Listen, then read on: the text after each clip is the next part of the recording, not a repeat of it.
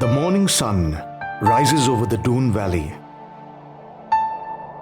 Like the rest of India, the city of Dehradun is rapidly getting overdeveloped. But there is a quiet corner where the morning sun still filters through the giant sal trees. Here is an oasis of calm.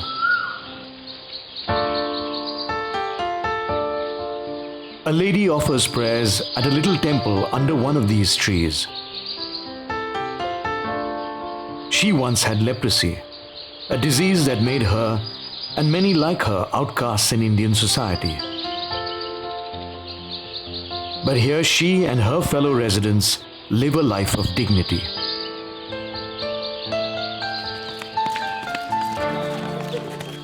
Not far away, a group of children enjoy the surroundings. They have gathered for a morning lesson. The kids are fascinated with the leafy world around. Their teacher points out the birds that live in the trees above. She tells them stories of the forest. The children love the storytelling session.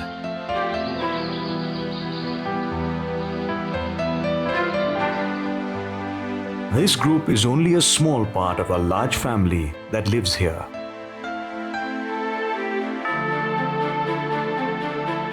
A family of different ages and backgrounds. A close look into their eyes reveals an inspirational story. It inspires because it is a story of love, compassion, and dignity. A story of dreams coming true. Known worldwide as the Raphael Ryder Cheshire International Centre, the place is just called Raphael. Its story began many decades ago. The horrors of the Second World War will never be forgotten, nor will some of the greatest examples of valor and bravery that emerged from those times. Group Captain Lord Leonard Cheshire and Baroness Sue Ryder both emerged out of those traumatic war years as heroes with a new mission.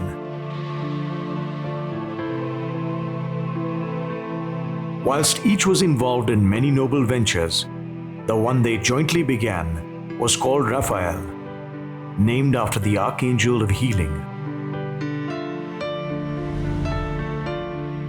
In fact, Ryder and Cheshire got married in India. Their honeymoon was spent setting up Raphael in a cluster of tents in a forest outside the town of Dehradun in 1959. Their dream was as heroic as it was simple.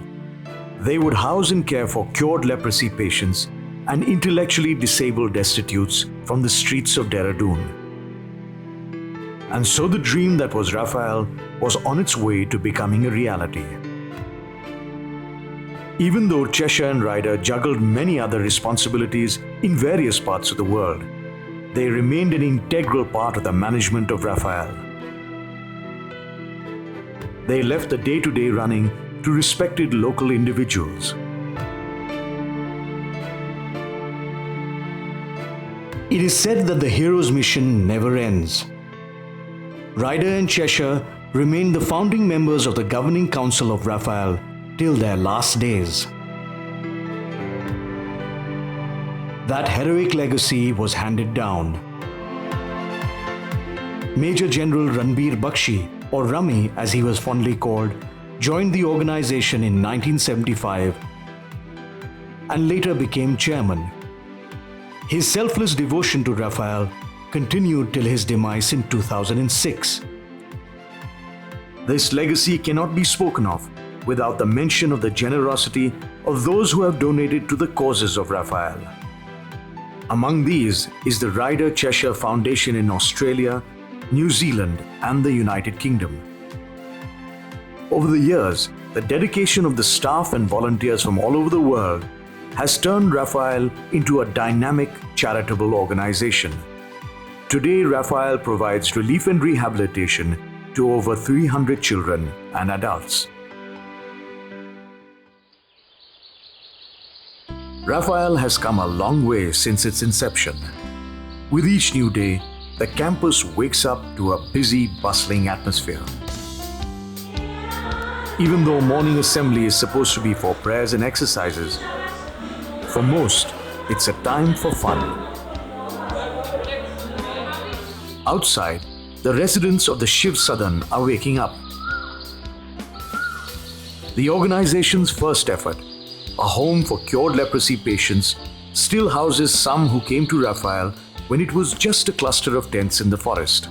The place created at the Little White House has been filled with other intellectually challenged residents.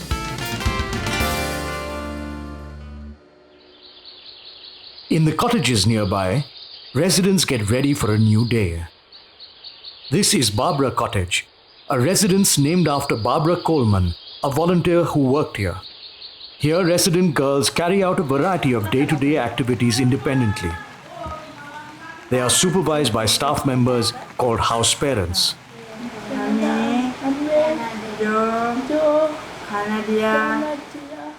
Chavi says a prayer before she and her roomies have breakfast. They are at home here, and the place exudes a warm, comfortable atmosphere. Similarly, the boys start a new day at Martin Cottage, named after the first chairman of Raphael, John Martin. Here too, daily tasks are carried out independently. Bharat is a resident who came to Raphael as a child. He today is a house parent and makes sure that everything runs smoothly at Martin Cottage. By mid-morning, the day center becomes the bustling hub of Raphael. The day center admits both residents and other children from the city of Dehradun. Specially trained teachers create a fun learning atmosphere for the kids. In the playground of the day center, games are underway. Teachers and volunteers encourage the kids to take part in simple sports and exercises. What could be considered the simplest of games for others becomes a huge achievement for some of the youngest members of the Raphael family.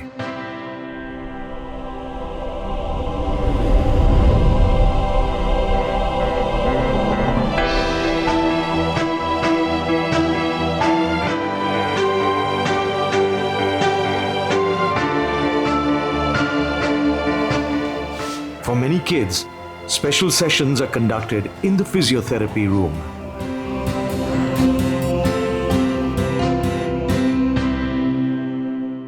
Realizing the need for competent teaching methods, Raphael's teacher training program conducts classes with both teachers and parents of the residents.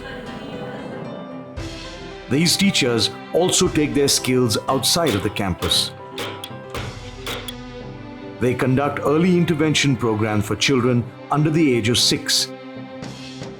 This position of trust within the local community is further strengthened by the Raphael Tuberculosis Hospital. Even though similar hospitals have mushroomed across the city, patients still flock to Raphael. They come from the city and villages across the hills to be treated competently and free of cost. Over the years, the organization has come to stand as testimony to the fact that dignity, love, compassion, and caring are still the most important values in a complex new world. By evening, the Raphael family collect to rehearse for the annual Foundation Day play. Volunteers, teachers, residents, and non-residents are all part of the cast. It's serious business, and everyone from the lead actor to the support staff are busy trying to get into their roles. The dancers practice their moves, and the others look on amused. Obviously, 5 decades ago, Lord Leonard Cheshire and Baroness Ryder must have hoped and dreamt that their venture would one day become successful. What they simply could not have dreamt of is the sheer multitudes of heroes that Raphael would create. Their legacy has become like this relay race the boys practice. Their heroism is passed on hand to hand. With each passing year and every new generation, new heroes emerge. They all, however, have sprung from one dream. A dream that began in the little clearing of the jungle that they named Raphael.